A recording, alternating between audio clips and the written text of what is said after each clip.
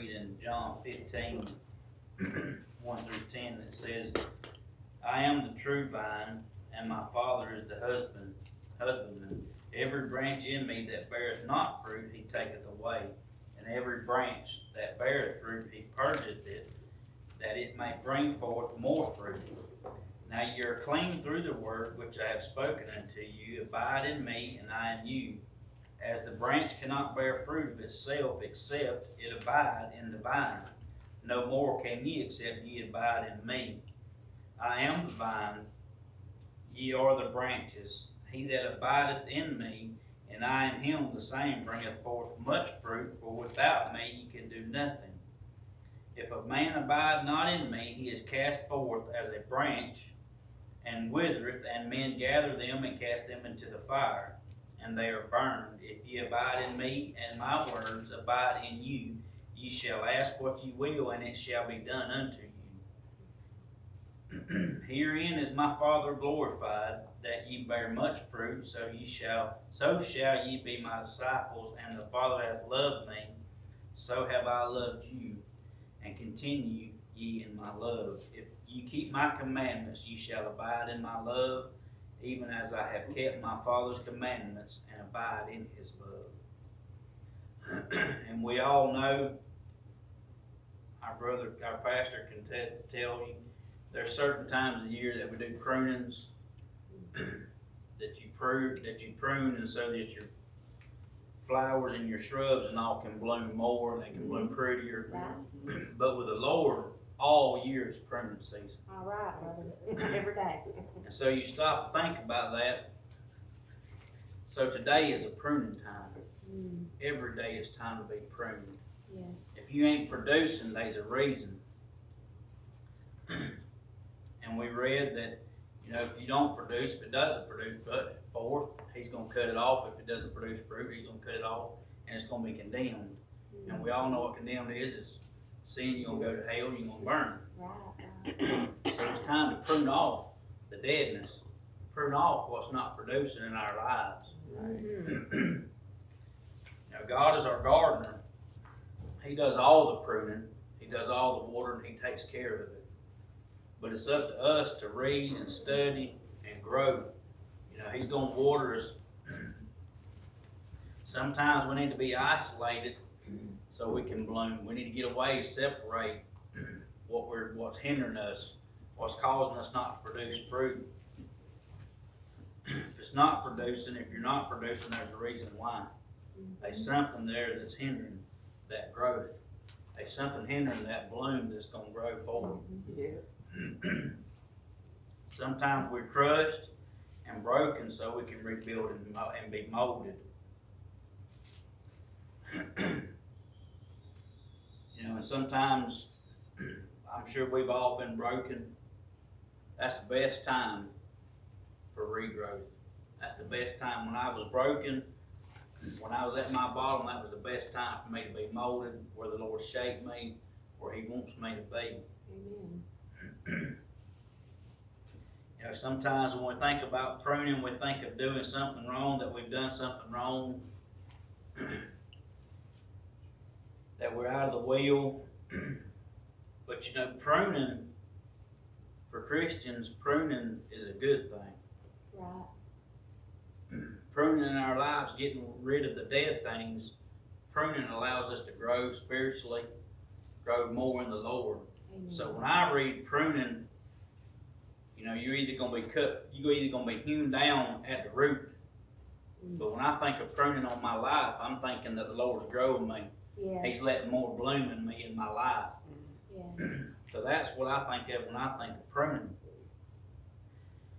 And when we read hewn, when it was hewn down, in Matthew, I got it there. In Matthew 3:10 it says, Now also the axe is laid unto the root of the trees. Therefore every tree which bringeth not forth good fruit is hewn down and cast into the fire. So when we're pruned, we're growing. Not hewn, we're not hewn down to the root. Yes. And cast into the fire. And when we're hewn down, That's a divine punishment of hell. That's what you're gonna get. Right. Cause that ain't gonna produce no more. Once it's down to the root, it's not no more. It's dead, it's gone.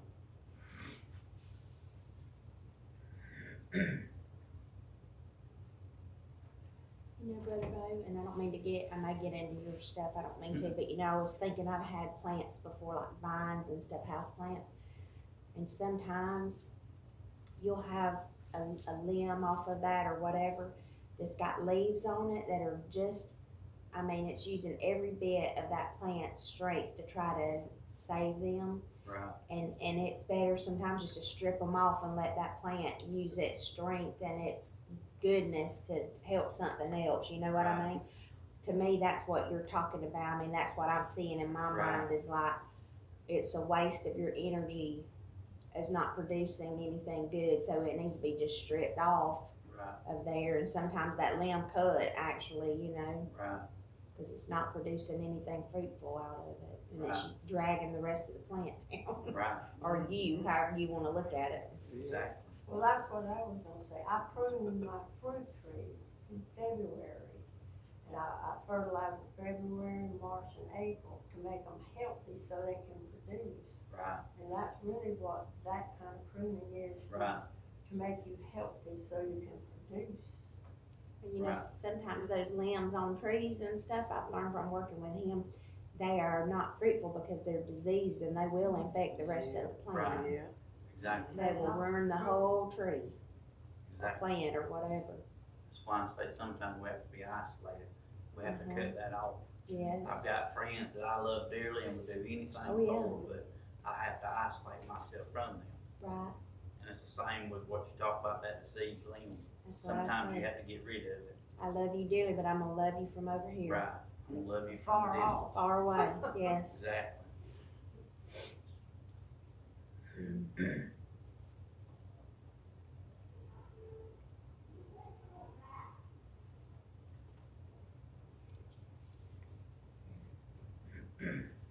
know, it's up to us to take care of what's given to us, which is the Holy Ghost, the Lord. You know, it's up to us to take care of it. If we don't prune those things out of the way, we're going to lose. We're not going to grow because the Lord's not going to keep putting into us if we're not going to produce. Same was it the candlestick. It's not going to shine. You'll take it away from it and give it to somebody else.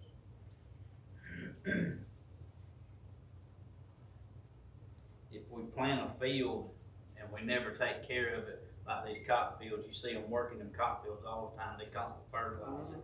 They get irrigation systems. They got something that's always taking care of them plants. It's the same with us. If we don't take care of it and water it and feed it, it's going to die off. It's up to us to take care of it.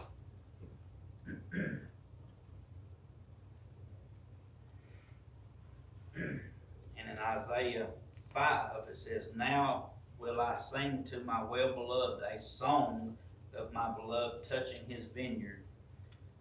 My well-beloved hath a vineyard in a very fruitful hill, and he fenced it and gathered out the stones thereof and planted it with the choicest vine and built a tower in the midst of it, and also made a winepress therein, and he looked that it should bring forth grapes, and it brought forth wild grapes. And now, O heavens of Jerusalem and men of Judah, judge, I pray you, betwixt me and my vineyard. What could have been done more to my vineyard that I have not done in it? Wherefore, when I looked that it should bring forth grapes, brought it forth wild grapes. And now go to, I will tell you what I will do to my vineyard. I will take away the hedge thereof, and it shall be eaten up, and break down the wall thereof, and it shall be trodden down.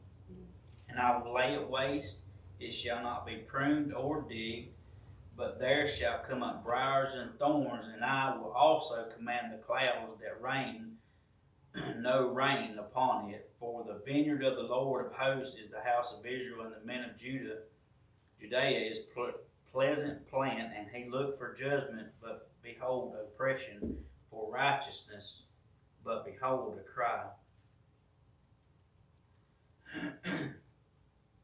God's vineyard, us, has every advantage in life. Every advantage.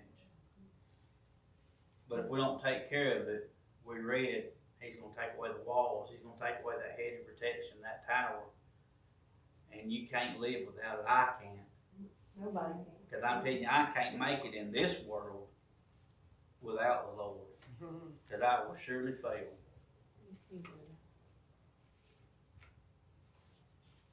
You know, that wall, that hedge of protection that He provides for us, protects us from so much more than we could ever imagine. So much more than we can even see.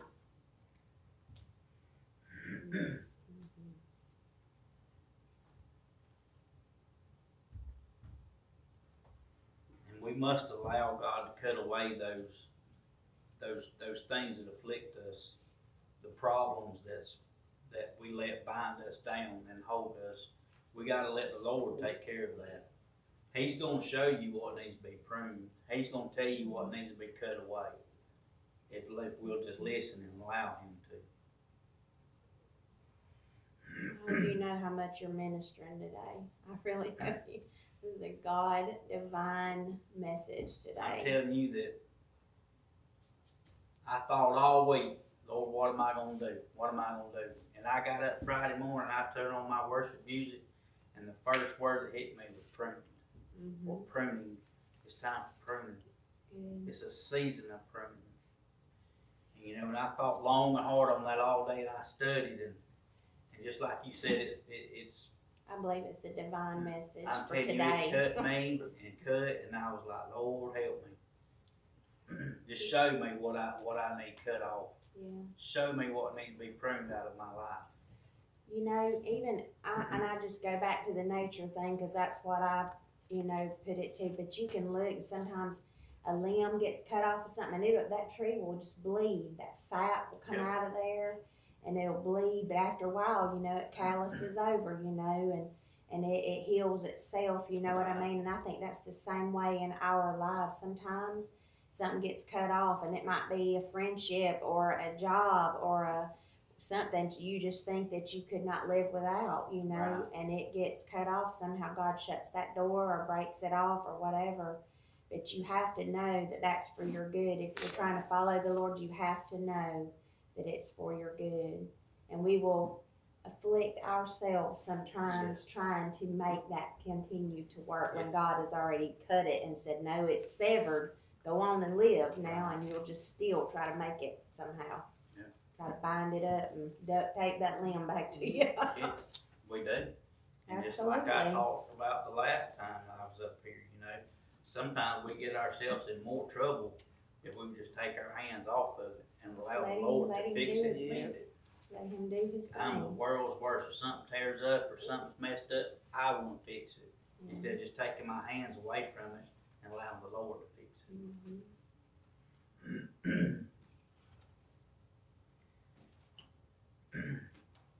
And Brother Kenneth knows more about it, but when you throw a seed out there and you just throw it out there in the heat, sometimes it's going to burn it up.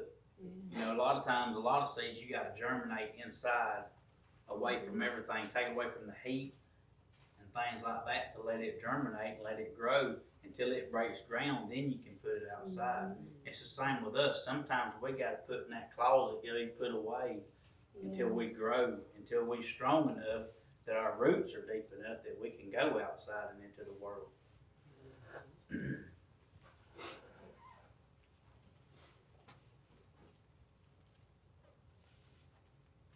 But I didn't have a whole lot of scriptures today. That's just what I had, and I'm gonna tell you, it worked on me ever since Friday. And I thought about it and prayed, and for the Lord to show me what I need and what I need to be moved, what I need to move away from, what I need to separate from. Because a lot of times we try to hold on to that friendship, because I got a friend that I love dearly, and I haven't talked to him in a long time. He's been on my mind, but I know that if I ever make that connection, it's not good for me. Right. But I've known this guy since we was in diapers. And that's how we grew up together. And I love him. He's closer to me than my own blood brother.